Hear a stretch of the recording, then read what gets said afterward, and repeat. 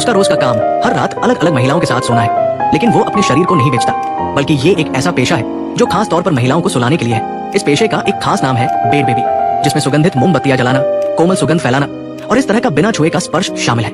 अगर कोई ग्राहक मौके का फायदा उठाने की कोशिश करता है तो वो बहुत विनम्रता से दूरी बनाए रखता है, क्योंकि कंपनी के सख्त नियम है।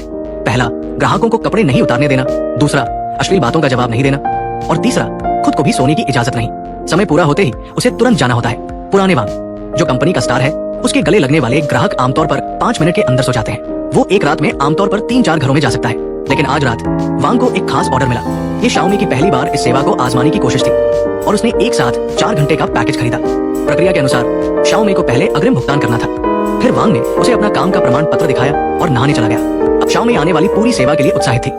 जब वांग खुशबूदार और ताजा होकर बाहर आया, उसने नाइट सूट पहन लिया, लेकिन शाओमी अचानक घबरा गई। सोने के समय वांग ने प्रक्रिया के अनुसार ग्राहक को करवट लेटने को कहा और हमेशा की तरह उसे सुलाने की तैयारी करने लगा। ये साफ था कि शाओमी सिर्फ सोना नहीं चाहती थी, वो सोच रही थी कि कुछ क्यों नहीं हो रहा।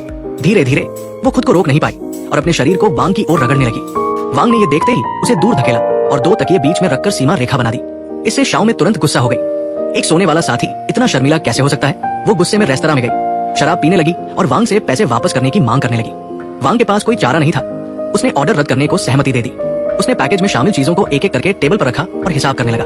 2 सैंडविच, 4 सुगंधित मोमबत्तियां, 2 ड्रिंक, 2 वॉशकेट और 4 घंटे के 2000 रुपए। अभी 1 घंटे 2 मिनट की सेवा हुई थी।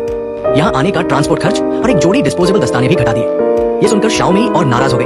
वो कुछ खाकर अपना गुस्सा शांत करना चाहती थी, लेकिन फ्रिज खोलने पर कुछ भी नहीं मिला। तभी उसकी नजर वांग के लाए सैंडविच पर पड़ी। पैसे तो खर्च हो ही चुके थे, तो क्यों न उसके साथ सो लिया जाए। बिस्तर पर लौटकर शाओमी ने वांग का सैंडविच खाना शुरू किया। वांग भी काफी मददगार था। उसने खाने के बाद का कचरा फेंक दिया और फिर उसे सुलाने की तैयारी करने लगा। वांग ने एक सुगंधित मोमबत्ती जलाई और शाओमी को आंखों पर पट्टी बांध दी, लेकिन शाओमी 3 सेकंड भी शांत नहीं रह पाई। वो फिर से बेचैन हो गई। कंपनी अश्लील बातें करने की इजाजत नहीं देती, लेकिन शाओमी का मुंह रुकने का नाम नहीं ले रहा था।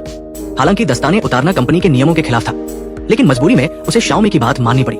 उसके साथ सोने की वजह से शाओमी जल्द ही बेहोश हो गई, लेकिन अगली सुबह जब नीक जागा तो उसने खुद को जिन्मी के बिस्तर पर पाया। ये उसका पहली बार था जब उसने कंपनी के नियम तोड़े। वो जल्दी से उठा और जिन्मी से विदा लेकर घबराहट में कंपनी लौट गया, लेकिन जैसे ही वो अंदर घुसा, उसने बॉस को गुस्से में देखा। दरअसल एक दूसरा सहकर्मी एक साथ 8 ग्राहकों के साथ उलझ गया था, जिससे कुछ ग्राहक आपस में ईर्ष्या करने लगे और कंपनी में हंगामा हो गया। यहाँ तक कि एक ग्राहक गर्भवती भी हो गई थी। गुस्से में बॉस ने उस सहकर्मी को नौकरी से निकाल दिया। ये देखकर नीक और घबरा गया, लेकिन जब बॉस ने नीक को देखा तो उसका रवैया बदल गया। न सिर्फ नीक की गलती पर कोई सजा नहीं दी, बल्कि उसकी कमीशन बढ़ाने की बात की। दरअसल जिन्मी ने नीक को 5 सितारा रेटिंग दी थी और 1 महीने की रात की सेवा भी बुक कर ली थी। अगले 1 महीने तक नीक हर रात जिन्मी के घर जाता रहा। लंबे समय तक साथ रहने के बाद नीक को पता चला कि जिन्मी ने हाल ही में अपने सबसे प्यारे आदमी को खो दिया था। उसका बॉयफ्रेंड उसके साथ 10 साल से था, लेकिन कभी शादी का प्रस्ताव नहीं दिया। इसलिए जिन्मी ने दुखी होकर रिश्ता खत्म कर दिया। ये पहली बार था जब नीक को किसी ग्राहक से हमदर्दी हुई। वो जिन्मी के दर्द को महसूस कर सकता था और अपनी मौजूदगी से उसे खुश करना चाहता था। समय बीतता गया और जल्द ही 1 महीना पूरा हो गया। उस दिन जिन्मी ने एक शानदार डिनर बनाया। दोनों ने खाते हुए खुशी खुशी बातें की। हालांकि वो बहुत हल्के फुल्के अंदाज में थी, फिर भी वो अंदर से अलगाव के दर्द को छिपा नहीं पाई। कुछ गिलास शराब के बाद माहौल गर्म हो गया। ऑर्डर की घंटी अचानक बजी।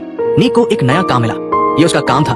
उसे मजबूरी में जिन्मी से विदा लेना पड़ा। जिन्मी ने भी बेपरवाही से टिप निकाल कर दे दिया, लेकिन अगले ग्राहक के घर पहुंचते ही नीक का मन कहीं और था। उसका दिमाग जिन्मी के ख्यालों से भरा था। इस 1 महीने ने उसे जिन्मी के लिए गहरी भावनाएं पैदा कर दी थी। पहले वो सिर्फ एक भावनाहीन सुलाने वाला रोबोट था, लेकिन अब उसे एहसास हुआ। जल्द ही नीक बॉस के ऑफिस पहुंचा और बिना हिचकिचाहट के इस्तीफा दे दिया।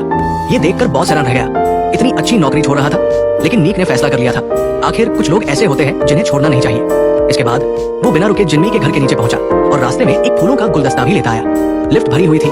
नीक को अगली लिफ्ट का इंतजार करना पड़ा, लेकिन पलटते ही उसे कुछ ख्याल आया। लिफ्ट में किसी और के पास भी फूल थे।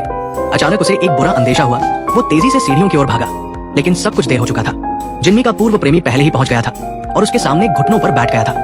लेकिन कहानी का अंत सुखद रहा। प्रेमी प्रेमिका आखिरकार एक हो गए और हमें पता चला कि असली अंत उल्टी दिशा में नहीं था।